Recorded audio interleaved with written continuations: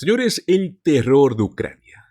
Donald Trump ha anunciado que está dispuesto a conversar con Vladimir Putin para buscar una salida a la crisis en Ucrania. Ojo con esto, está dispuesto, ¿no? Recordemos que él prometió que en 24 horas resolvería esta guerra. But from the night I won, and I called two people. You know who the two people are? Putin, right? You know who Putin is? And Zelensky. And I'd say, we're gonna meet. We're gonna meet. And I guarantee I could work that out. I guarantee. I know exactly what I'd say, by the way. I know exactly. I tell one guy this, and I tell one guy that, and I say, you better make a deal. We would have a deal made in 24 hours. Primera promesa rota.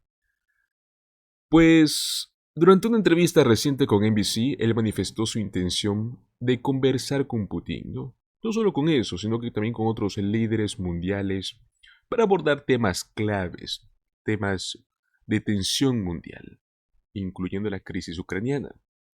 Según Donald Trump, su equipo de transición está trabajando en la preparación de estos contactos internacionales, aunque aclaró que aún no ha hablado directamente con el mandatario ruso, ¿no? Ahora, ¿por qué es que es tan relevante este interés de Trump? Recordemos que desde su campaña él ha asegurado que ya tiene una estrategia armada para resolver la crisis en Ucrania de forma inmediata. Su disposición a hablar con Putin genera como que esta esperanza para algunos, ¿no? Que ven como que posible es ser un mediador que podría reducir las tensiones actuales. Sin embargo, también hay quienes dudan de la capacidad que tenga para manejar esta situación que es tan compleja, ¿no? Ya lleva varios años, especialmente teniendo en cuenta esta relación previa con Rusia y las tensiones geopolíticas que han escalado desde su invasión. Ahora, por su parte, Vladimir Putin también se ha mostrado dispuesto a dialogar con Trump.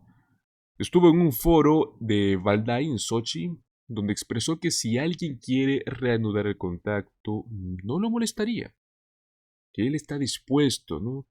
También aprovechó la ocasión para felicitar a Trump por su triunfo electoral y elogiar su valentía, recordando el intento de asesinato que Trump sufrió en Pensilvania en julio. Vemos un pequeño fragmento del video.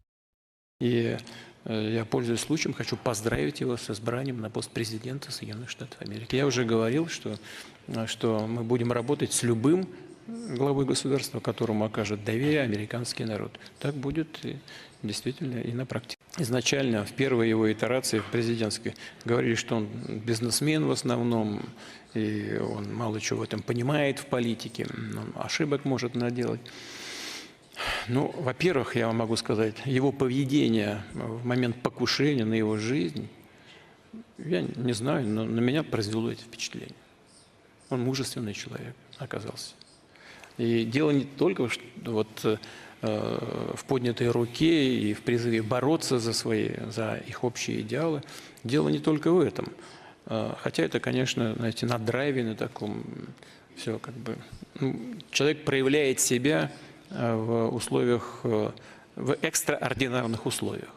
Вот здесь человек проявляет себя, и он себя проявил, на мой взгляд, очень правильным образом, мужественно, как мужчина. Ahora, ¿qué podemos leer entre líneas con estas declaraciones, ¿no? de Putin? Al parecer, parece optimista sobre esta posible política de Trump hacia Rusia en este mandato que viene. Él cree que en esta ocasión Donald Trump podría actuar con mayor libertad, sin restricciones y presiones políticas, que según él limitaron su primer mandato, ¿no? Este contexto de mayor libertad yo creo que es clave, ¿no? Sugiere que Putin espera menos interferencias, más autonomía en las decisiones de Trump respecto a la relación bilateral entre Estados Unidos y Rusia. Bueno, ¿cómo está el panorama actual, no? Actualmente yo creo que las relaciones entre Estados Unidos y Rusia se encuentran en su punto más bajo en décadas. Especialmente luego de la invasión rusa en Ucrania. Recordemos que la administración de Joe Biden prácticamente rompió todos los contactos con el Kremlin. Y el deterioro de las relaciones se han profundizado debido a las continuas sanciones y el apoyo militar a Estados Unidos en Ucrania. Ahora, ¿qué pasa con estas relaciones? ¿Qué será que va a pasar una vez que Trump asuma el poder, ¿no? Si Trump logra retomar el diálogo con Putin, estamos hablando de que podría cambiar el rumbo de la política exterior de los Estados Unidos, ¿no? Hablamos de revertir las sanciones, quitar el apoyo militar a Ucrania, etc. Ojo con esto, este enfoque será pues altamente controversial, ¿no? Hablamos de que podría enfrentar resistencia tanto dentro como fuera del país, ya que muchos consideran que la intervención en Ucrania es como que un intento por proteger la soberanía de un país aliado frente a una invasión legal. Ahora, una de las promesas más ambiciosas de Donald Trump de resolver esta crisis en apenas 24 horas, ¿no? Como siempre fue calificada desde que la hizo, es una total exageración, ¿no? Es más, hasta por el propio Kremlin, él mismo dijo eso, ¿no? Y muchos expertos en política internacional la consideran poco realista, dada la complejidad del conflicto y los intereses estratégicos involucrados. ¿Qué tan factible es esta promesa? Resolver el conflicto en Ucrania, mis amigos, va a requerir acuerdos sobre territorios ocupados, retirada de tropas rusas, garantías de seguridad para ambas partes. Hablemos de un proceso que usualmente lleva meses, ¿no? E incluso años de negociación. Pero bueno, Donald Trump ha afirmado que tiene esta capacidad de resolver este conflicto inmediatamente, ¿no? Pero bueno, su propuesta carece de los detalles concretos hasta el momento. Ahora, por parte de Putin, ha señalado que está dispuesto a negociar con Trump no solo sobre Ucrania, también sobre temas como el desarme nuclear y la estabilidad estratégica. No obstante, subrayó que dichas conversaciones solo podrán tener lugar una vez que finalice la guerra en Ucrania. Además que Putin ha acusado a Estados Unidos y sus aliados de buscar la derrota de Rusia. Y con esto él advierte que cualquier negociación futura deberá de realizarse con las cartas boca arriba. Ahora, ¿qué implica esta postura? Claramente el enfoque nos indica que, aunque Putin está dispuesto a dialogar, no está dispuesto a ceder en puntos clave. Es que desde su perspectiva, cualquier negociación debe de ser transparente, ¿no? No debe de poner en riesgo sus intereses y los de Rusia. Las demandas de Putin también son en respuesta a lo que él percibe como la hostilidad occidental. La famosa hostilidad occidental que busca debilitar a Rusia en lugar de encontrar una salida pacífica al conflicto. Ahora, en esta intervención, en este foro, también él criticó fuertemente al Occidente y a la OTAN, a quienes acusa de generar inestabilidad global y rechazar un nuevo orden mundial, sin hegemonías. Según Putin, esta política occidental ha sido responsable de numerosos conflictos. Citó varios ejemplos como los de Yugoslavia, Irak, Libia, Ucrania, Oriente Medio, etc.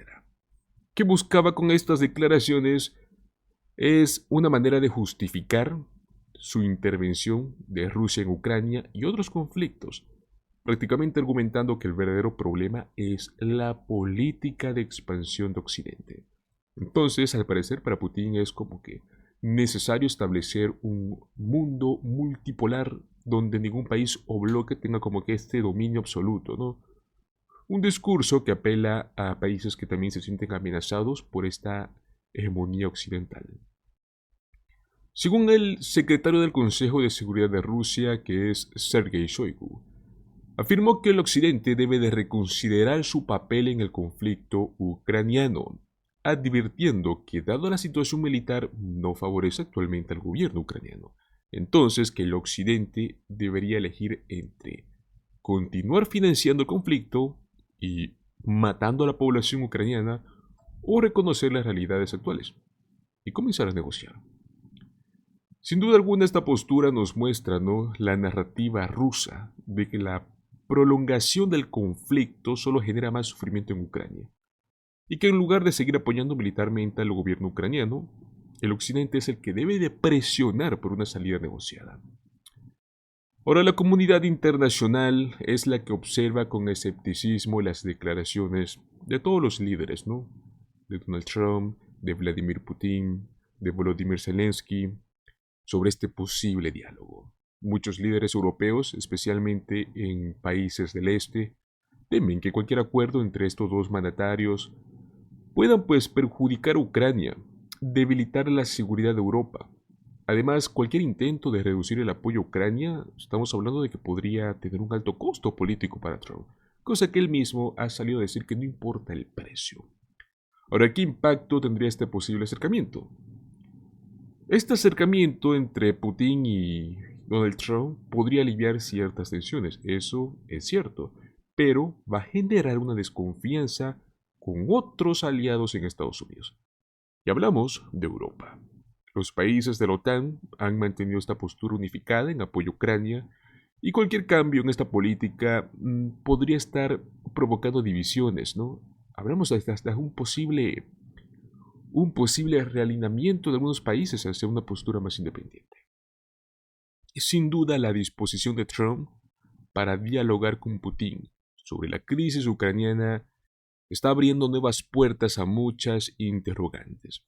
O sea, estamos hablando de que será realmente capaz de encontrar una solución rápida y duradera o simplemente es otra de sus promesas que son difíciles de cumplir, ¿no?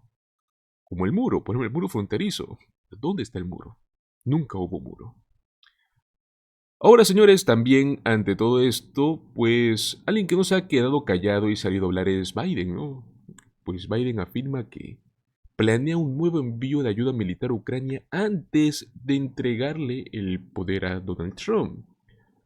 La administración de Biden ha afirmado que planea realizar este último envío de ayuda militar a Ucrania antes de que Donald Trump asuma el cargo en enero.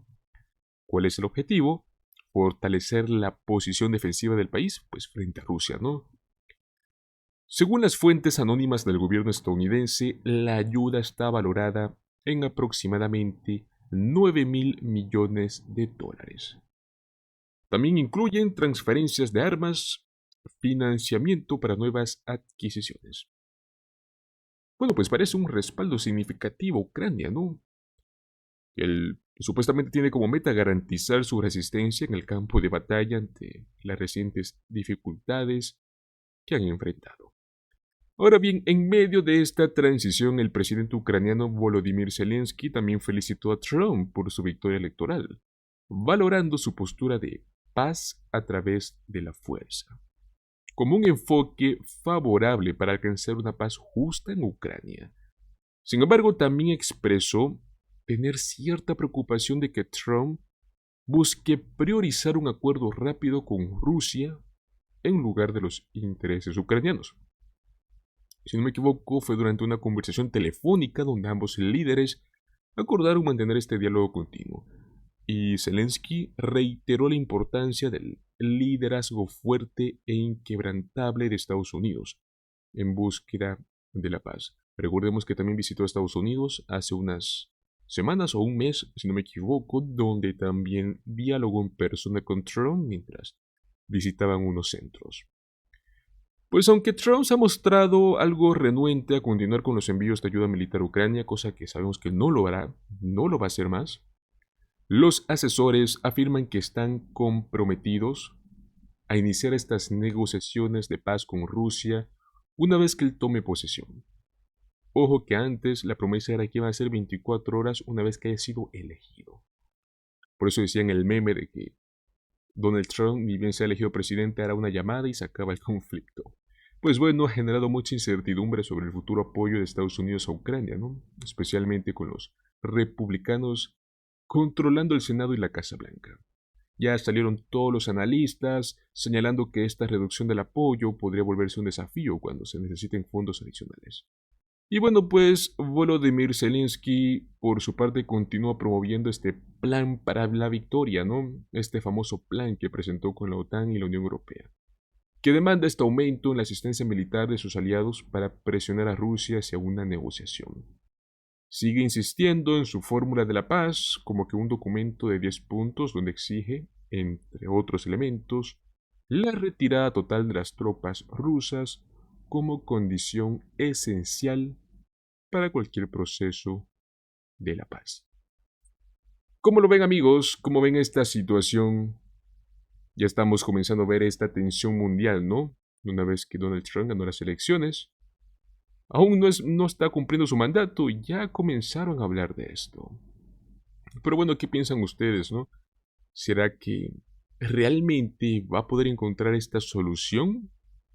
¿Creen que el diálogo entre Trump y Putin podría traer esta paz a Ucrania o solo es una estrategia de ambos líderes para afianzar sus acuerdos? Recuerden dejarme sus comentarios abajo y no olviden suscribirse para darle un likecito, compartir este video para más contenido como este. Nos vemos en el próximo video. Hasta luego.